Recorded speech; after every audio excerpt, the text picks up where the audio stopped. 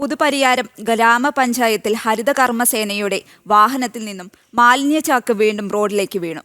ഏതാനും മാസങ്ങൾക്ക് മുൻപ് ഗർഭിണിയായ യുവതി സഞ്ചരിച്ച സ്കൂട്ടറിന് മുകളിൽ ചാക്ക് വീണ് ഗർഭസ്ഥ ശിശു മരിച്ചിരുന്നു. പിന്നാലെയാണ് വീണ്ടും സമാനമായ സംഭവം. മാലിന്യം കൊണ്ടുപോകുന്ന വാഹനത്തിന്റെ ഡ്രൈവർ CPM ബ്രാഞ്ച് സെക്രട്ടറി ആയതിനാൽ നടപടിയെടുക്കുന്നില്ലെന്നും BJP ആരോപിച്ചു. കഴിഞ്ഞ ദിവസമാണ് പുതുപ്പരിയാരം ഗ്രാമപഞ്ചായത്തിലെ ഹരിതകർമ്മസേന ശേഖരിച്ച പ്ലാസ്റ്റിക് മാലിന്യങ്ങൾ ട്രാക്ടറിൽ കൊണ്ടുപോകുന്നതിനിടെ മുട്ടിക്കുളങ്ങര ഭാഗത്ത് വെച്ച് റോഡിലേക്ക് വീണത്. ധാരാളം വാഹനങ്ങൾ കടന്നുപോകുന്ന റോഡിലേക്ക് പെട്ടെന്ന് ചാക്ക് വീഴുകയായിരുന്നു. തുടർന്ന് ഹരിതകർമ്മസേന അംഗങ്ങൾ ചാക്ക് എടുക്കാൻ ശ്രമിച്ചെങ്കിലും നാട്ടുകാർ ബഹളം വെച്ചു. ഒന്ന് കഴിഞ്ഞല്ലേ ചെറിയ കുട്ടിയെ മരിച്ചത് നിങ്ങൾ പറഞ്ഞതല്ല നിങ്ങൾ പറഞ്ഞതല്ല കാണിച്ചത് എങ്ങനെയാ?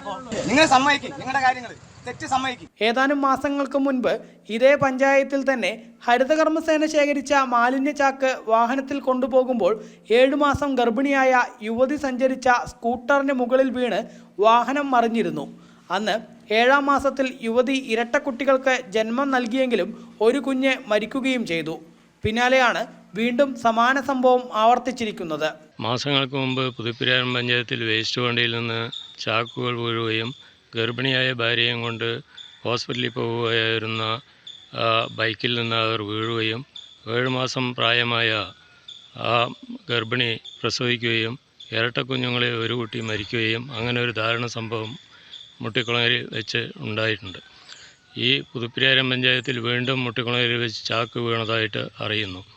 ഈ അശാസ്ത്രീയമായ കയറുകെട്ടും അതേപോലെ തന്നെ പഞ്ചായത്തിൻ്റെ കെടുകാര്യസ്ഥതയും ഇങ്ങനെ പോയി കഴിഞ്ഞാൽ ശക്തമായ പ്രക്ഷോഭം ജനങ്ങളിൽ നിന്ന് ഉണ്ടാകുമെന്ന് അറിയിക്കുന്നു.